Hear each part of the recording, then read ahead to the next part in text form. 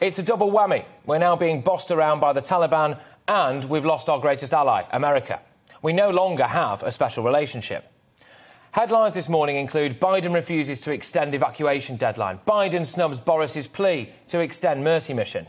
No, the Taliban have said if we stay there beyond August 31st, they'll just kill everyone, so we're off. It's rare for me to agree with Osama bin Laden, as you can imagine, but I do on this. He banned al-Qaeda from trying to assassinate Joe Biden because he thought Biden was unfit to be president and would lead the US into crisis. Old bin Laden wasn't wrong, was he?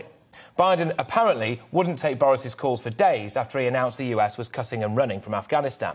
Boris tried to lobby him with the G7 to extend the withdrawal deadline, or at least tried to, but it quite literally fell on very deaf ears.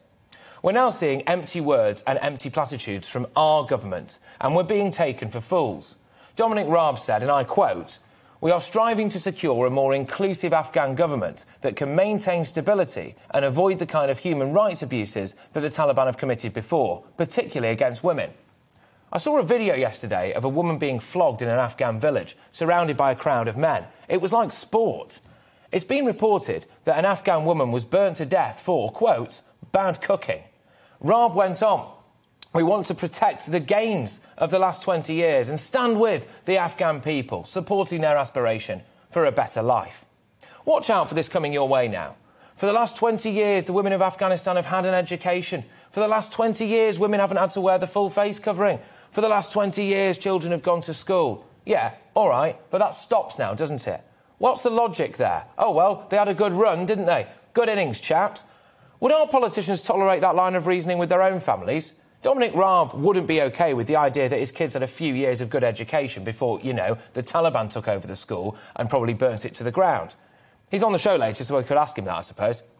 Yesterday, I sat through something that I never thought was possible. A proper press conference from the Taliban, beamed around the world. This is something we're going to have to get used to. Let's be honest, how long is it before FIFA gives Afghanistan a go at hosting the World Cup? Are we going to have to welcome the Taliban's foreign secretary into Downing Street? Supposedly, America has frozen almost $10 billion worth of assets to Afghanistan. Boris Johnson bizarrely set out what the Taliban needs to do to get that money back.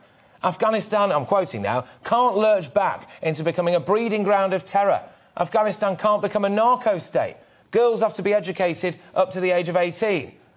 Well, as long as we have Taliban close relations with China and Russia, no economic sanctions that we impose on them matter at all. It's gone. It's over. Yesterday, the Taliban spokesman, which is a weird thing to say, but hey, Twitter thinks he's less dangerous than Trump. The Taliban spokesman encouraged us not to evacuate the educated people of Afghanistan.